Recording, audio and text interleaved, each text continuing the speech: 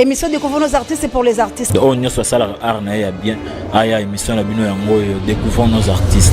Lengia musique et senga ramo ba émission mo ya boy. De inviter bino nyoso, hein, na océan du Congo. Ici pas tout oyo batala rabiso balanga biso monde entier. Je vous appelle, je vous invite tous ya ko s'abonner na émission na biso oyo Découvrons nos artistes. So s'abonner biso nyoso na océan du Congo. Découvrons nos artistes. Bayoka Doulaire. Océan du Congo. La chaîne qui reflète la vérité. Hein? La chaîne pas comme les autres. La chaîne numérique. Binonde, Masolonde Zabino. Océan du Congo est la chaîne Oyo et puis ça cabine toujours d'actualité. Découvrons nos artistes et la branchement qu'on a qu'à Océan du Congo. Ici nous sommes là, on fait que parler de nos artistes.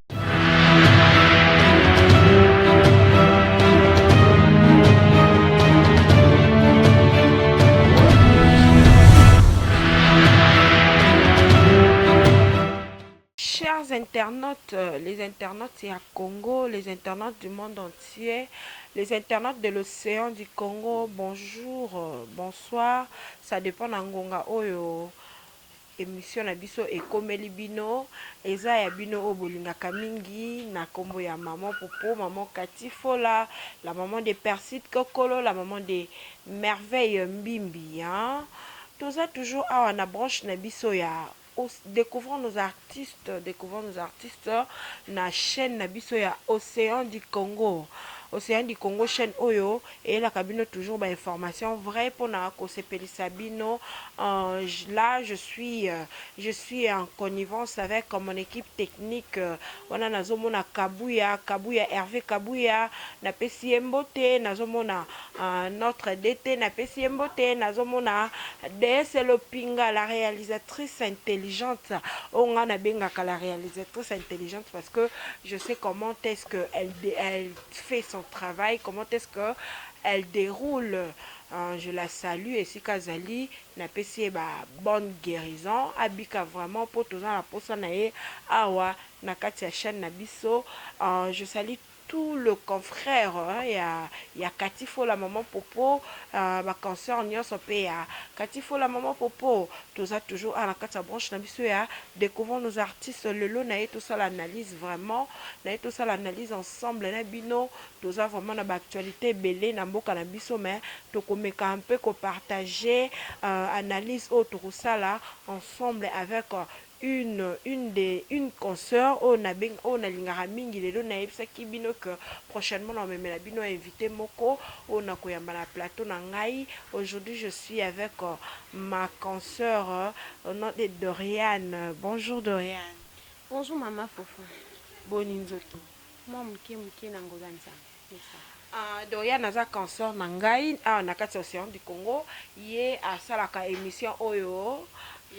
On peut se présenter au moko non? Ok. Mbote ma chère internaute, tout le monde aura toujours vos s'abonner à l'Océan du Congo. Moi je suis Doriane. Doriane, je suis journaliste. Dans la émission sociopolitique Parlons-en. Et les lots ensemble avec maman Popo, tout est pour notre solo là, tout ça la analyse na matali makambo ebele pour découvrir ensemble la maman Popo. Oui, beaucoup découvrir vraiment ensemble avec Doriane. Tozali awa lelo toye toye kolobela ba actualité belé. Tozomona ba journaliste, ba chroniqueur ebele bazokufa. Hein, tozoyeba teza duna nini. Toyebite. Qu'est-ce qui fait que lelo tozomona ba chroniqueur, tozomona pe na ba acteur, ba artiste na biso, tozomona ba artiste musicien, ba artiste comédien, oh lelo bazo tika vi na bango très tôt, hein, à fleur d'âge. Na ebite za du na nini, est-ce que ja vraiment on nzamba zo senga biso parce que soki tolobi tokende na Bible, tolobi tokende tous ces référés vraiment la Bible, il est fait pour un homme de naître, il y a qu'on vivre et puis un temps pour mourir. Et puis tant o esengami pour un homme de mourir, et ça attend nango on Nzambe à sala, hein Dorian. Et ça attend nango on Nzambe à sala mais aujourd'hui tous on a ba artiste on a biso comédien, ba chroniqueur on a biso ebele, bazo lâcher vie avant. Na habité son kolobani par rapport à bon, premièrement na koloba liwa isaka mabongisi ya Nzambe, mabomba mi ya Nzambe. on peut dire artiste comédien surtout bazokufa mingi soki kokufela mpe ndeko na biso oyo aza ya presse auti kotika biso na jeune age na flair d'âge toloba tokoki koloba oyo tozoloba biso nyonso tozointerprete mais na nyonso liwa d'abord eza volonté ya nzambe ekoki kozala kisi ekoki kozala babwakeli ye maladi mais pour que moto arendre âme c'est que nzambe moko adécide mpona fin ya moto intel à rendre âme, quel que soit bitumba, quelle que soit source il y a liwa yango. Premièrement c'est la volonté de Dieu otokoloba mais deuxièmement peut romona ngana landaki na assisté qui na nini ya pasteur de la foi ou ya bengsaki ba artiste comédien nyonso moi je t'ai parmi nazalaki wana oui nazalaki wana nazalaki na quartier na terrain Bouddha et tomonaki oui majorité o bayaki namonaka ya Gabi ya Gabi azalaki maman 7e bagarre tout ça là toute interview na papa Elombe bazalaki belle vie mais bazalaki nyonso te moi quelques-uns biso pe totunaki mituna ndenge nini babeti mbela babeti lisolo ya liwa eza baventure te ezali prophétie ebimaki par rapport à liwa mais na réalité boye bato batondisaki ezalaki mpe bato église ya pasteur de la foi osentir etondi mais c'était pour le comédien parce que na mboka na biso on a plein de comédiens toza na 600 groupes so balobi so okei na nini na biso ya soko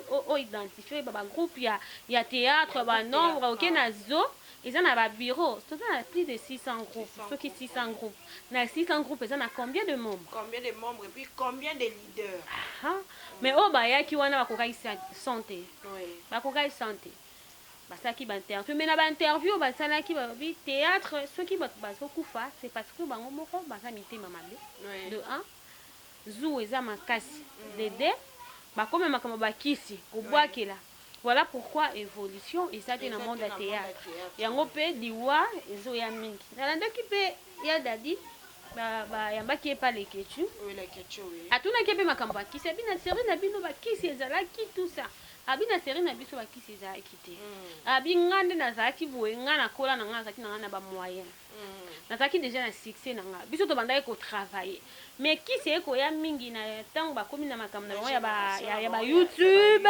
tout ça donc motu nyonso aza leader akokoma mwa test akomi mwa lika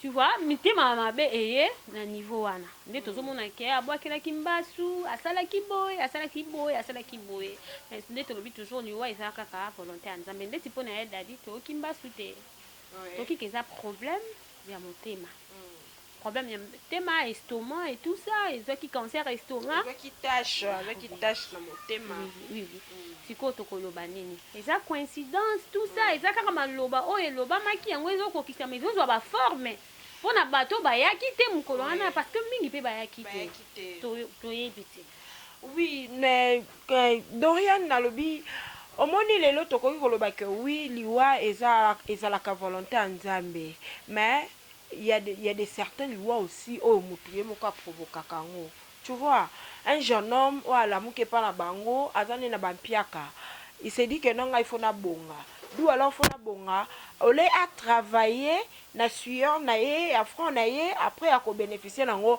amoni que non faut na ki na nzela mukuse pourquoi parce que kinga lui un tel il faut assentir nga ye banga tu vois c'est souvent ils la bongo et puis on préférait à que na méthode facile na chemin oza o babenga ba chemin court ozomona chemin court pardon accueil na ba courte joie accueil kosimba kisi etanga kosimba kisi ba pesa une condition mobo que non lelo tozomona bango mo bakoma lo bakeno ba condition comme nango plus yo mo mi pesi que obo ma famille tozomona ngo lelo comme plus ngamona mi pesa que na bo ma famille et puis si bitumon mona kabwe ndeko mwasi bien ndeko mobali akufi ya fleur d'âge.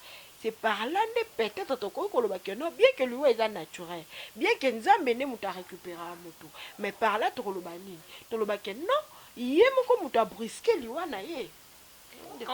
On peut dire, on a zongi, mon kende na lobaki, nous êtes sur la qui n'a pas de comme si tu leur interview.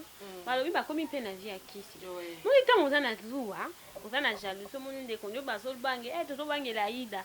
Abandi déjà remata, mais ce que tu dis bande konzinga nzinga, mité ma peso sala keto.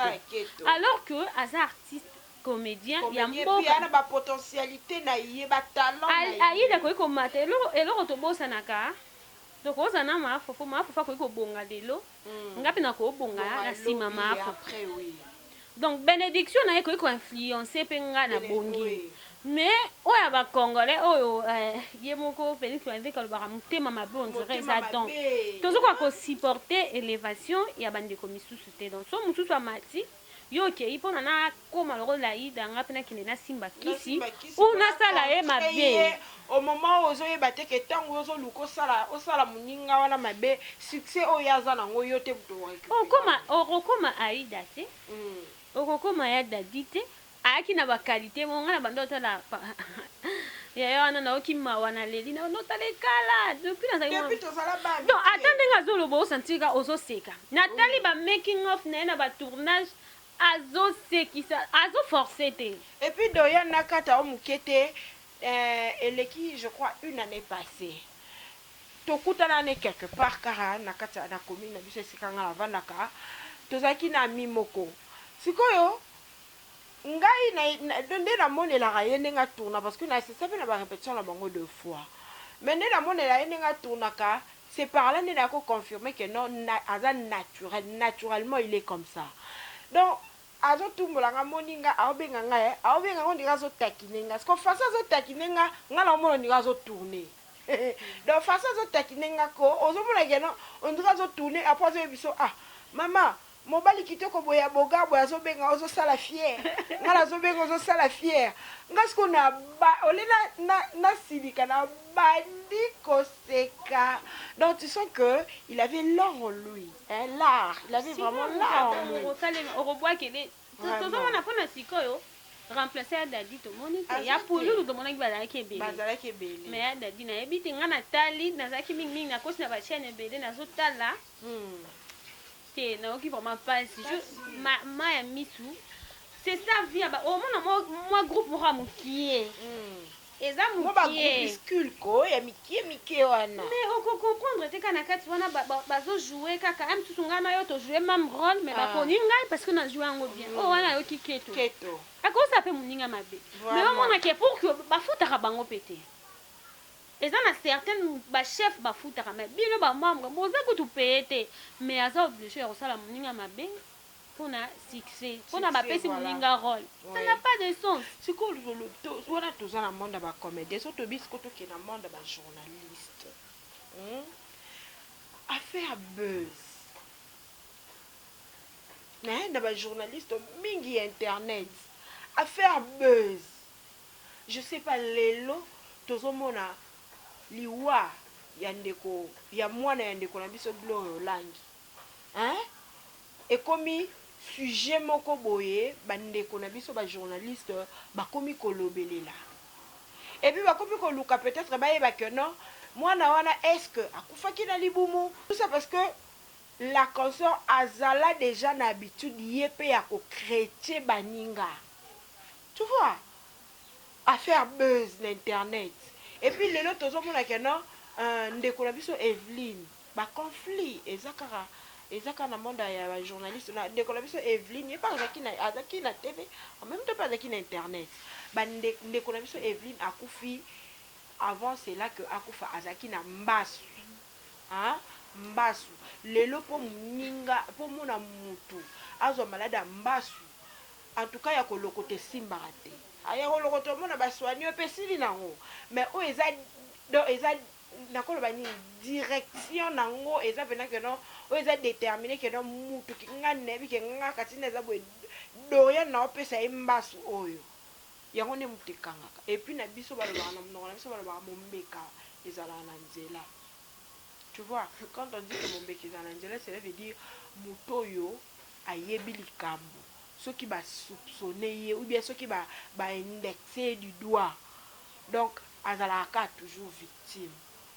Na ebité est-ce que bandeko na biso bajournaliste tozotambola malamu surtout bajournaliste la plus basi tu vois est-ce que tozotambola malamu est-ce que eza kaka important kolinga mobala moninga to est-ce que eza kaka important bayeba yo Dorian ngande naza boyenga mama poponga Dorian est-ce que eza vraiment important ce que omoni keno fruit à travail na yo ebima na makambo wana nyonso tu vois monde internet et longoli ba vrai sens ya bato vous voyez morale exacte morale est plein là c'est pour mon abato ebele na internet ce sont des dames baza na bana mais sur ta émission sali lelo lobi kuna olakisa mwana été vraiment olakisa te compassion exacte humanisme longo compassion exacte bon moto exacte oui bon moto eza sur internet mutu oyo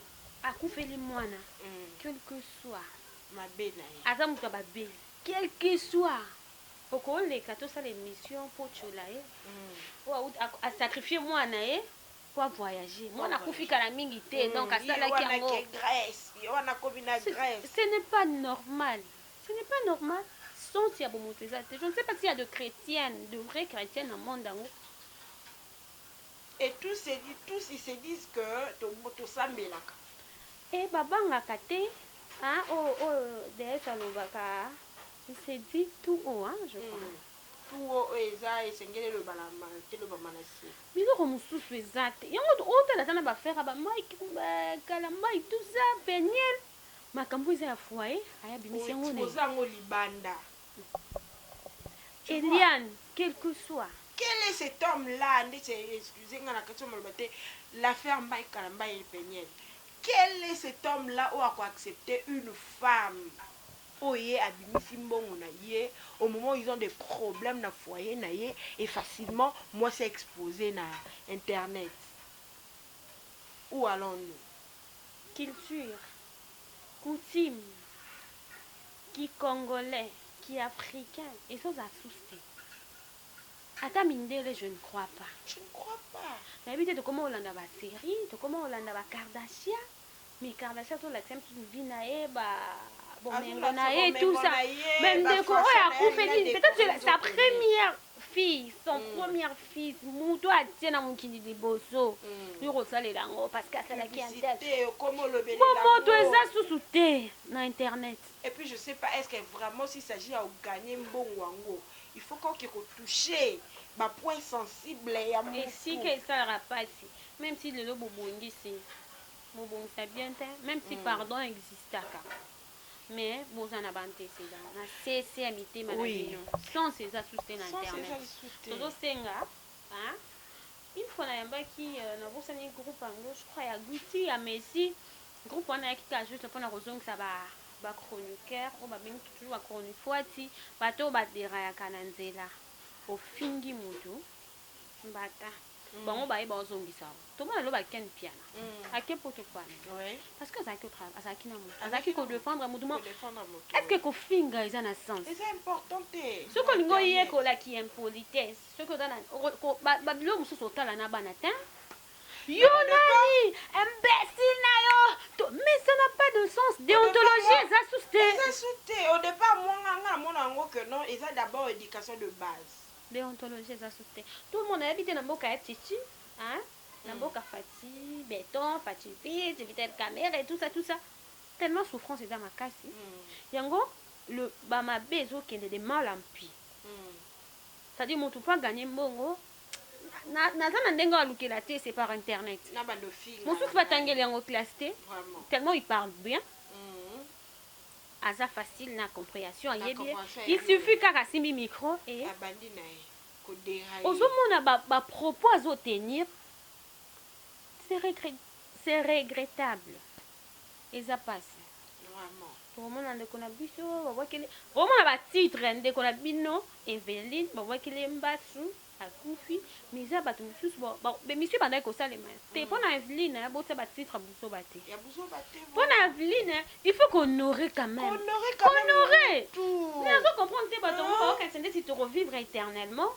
yo ko kufa te et puis eza na conscience na biso moko ya banane ba buzz na ya buzo ba banda ana kishasa na otanga na kombo te je pas intérêt aussi à otanga na ba kombo parce que biso atwa na océan du Congo on est dit que tu dis masse concert wana je vous dis na yebite bien que bazana ba rancune na bango na Evelyne de son vivant et comme lié donc du jour au lendemain so à la muki kaka abandi abandi biso ba vie o Evelyne azalaki nango abimaki na kinganzi mobali wala kinganda kufaka ye mtazalaka mobali ye mtakabolaka libala wana na mwasi na ye à l'exemple Noela Madinga o akabolaka libala Noela Madinga na mobali na ye azaki babota kutu na mobali na babota kutu mwana na mobala Noela Madinga au moment où Evelyne Kamo Lopez atiki mwana te tala ba information et puis ba yaka ba information mo na yeba te so ba lokota ngo api Noela nani Evelyne Kamo Lopez atikali kobota te les internautes Dorian aboti te mwana o bazolo bakena mwana Evelyne Kamo Lopez aza mwana ya ndekone ya mobali là j'ai suivi ça aza mwana oui maman na ya azalaki clair aza clair alobi kena Eve atikali kobota te mais abokolaka mwana ya ndeko na ye oyo azalaka na kisantu alobaki Angola et na Kabinda mwana ya ndeko na azalaka na Kabinda nde Evelyne abokola mais tu vois ba journaliste ba chroniqueur bazo na ba information mo boye bazo créer et puis ba titre mo boye bazo tia grave il faut vérifier l'information oui avant de publier il faut traiter information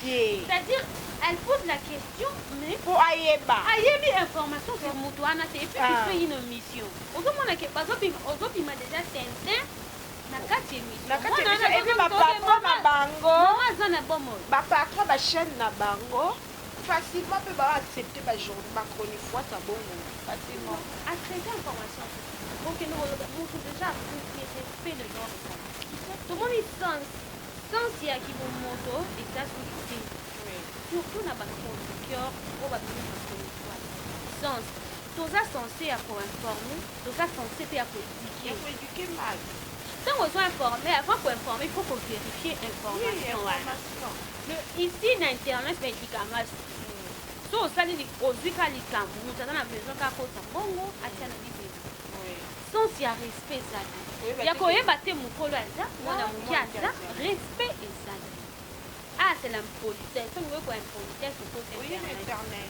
orofinga sans que bachao ata stop oba fina ofinga na ndenge moko oba fina ata manani ba pesa ta verre d'eau moni c'est des kobeba mais ça ekotikala kaka obasala na bango ya basontabu kolumu nakokamwa nakoti mutu garse mo bagangi mama théâtre nyonso toyepa bamamoli bakatata bajournaliste bamama théâtre mais otala mutu yango respectaka aosasontabu azobaluka eza na sens te pornographique bakofuta yo to nini pourquoi ekosaka mpongo eza dina eza okokanga te ata na États-Unis nafutalaki acteur mwana ete papa na lino sapingaka mais États-Unis eux ils sont de blancs nous sommes de blancs ata na un libre ya kosala nyonso alingi il suffit kaka yebi que entrée ezali mbongo eza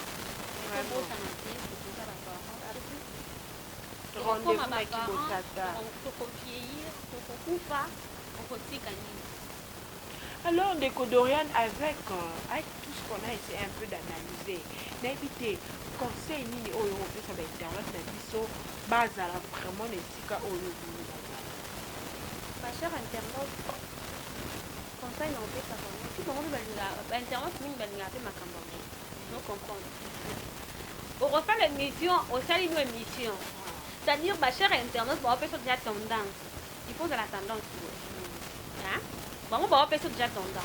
Et puis même ba chers internautes na ba commentaire na bango, ils insultent beaucoup. Vraiment. Ba finga makasi. Ok, tu sais, moi reproche et ils ont la facilité. Ils insultent facilement. Yango yo ekonite kama bundi. Yo ba nabiki na poto yango na poto yango mosala basalaka ka yango wana soki bastress eleki po antilité tu vois eza bachère internaute baoyo balandaka biso baoyo balingaka biso barespecte biso e mutu oyo azosala encore bango balingaka mpe babe soki omoni ndeko azosala mabe ede ye aza ndeko na yo ya congo congolais ede ye azonga na nzela. Il y a une fille à Nathalie qui a embarqué une média madine. Alors poser ma question, ça qui aime, pour sentir nous là tout vibrer, à tout dominer. Mais n'a pas commentaire à l'obini. Moi chroniqueur fille ce cas à qui le pôle interne mais émission est mais bitou. Faut faire que banda qui elle était essentiel alors poser ma question. Elle fait son travail. Tout à la bongo. Vous comprenez? Tout à la bongo. Nous sommes gardés pour nous. Oui, parce que nous sommes mablés et tout dans la femme. Si ça le vent, la tempête. Donc, c'est ça, hein, des tribunaux, qui on avait été un peu à quoi analyser, hein. Que nous analyser ensemble avec vous pour voir que biso en océan du Congo on travaille. Et puis quand on travaille sérieusement.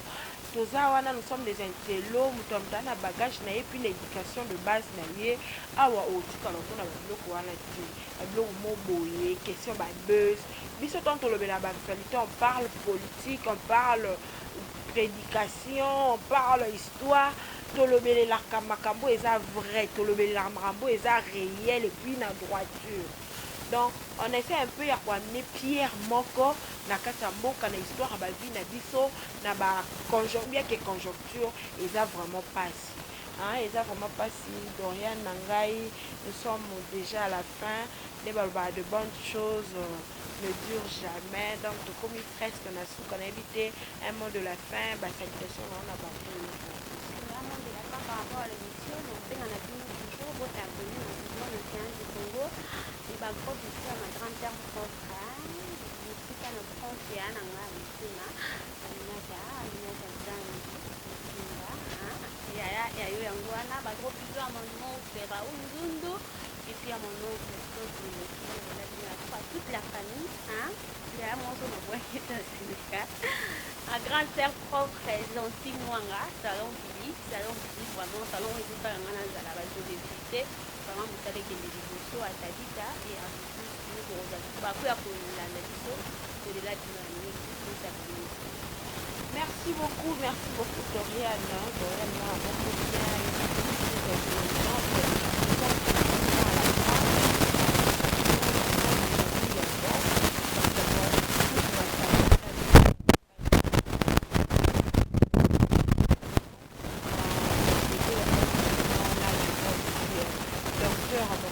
le docteur Hervé Kébika et sa femme, sur le groupe légitime, Chancelier Noka, je salue aussi mon frère Jojo, je salue ma soeur Mekisabeka, je salue la famille, là je vois Jimmy Tongo, sa famille aussi, Cédric, sa tribu, je vois sa famille, je vois aussi la maman, maman Valentine Mwamba, je la fais des gros bisous, maman je t'aime à gros, Nalovayo vraiment ma casse, je salue aussi mes enfants, je salue Précieuse Kankou, Kola, je salue Merveille Mimi, je salue tous les internautes, Bilonio Sobolina Biso, vraiment, Bossa Bonara, Kakane Naïsano, Bossa Bonara, Kabibi, Kabibi aussi, je te salue, direct, Kabibi, je salue aussi Mignonne Kapinga, la tata des précieuses, je salue des gros coups, je vous salue énormément, restez scotchés, branchés, vous ne serez jamais dessus. À tout à l'heure, Kabouya, Maboko Caméra, il y a eu un mois là.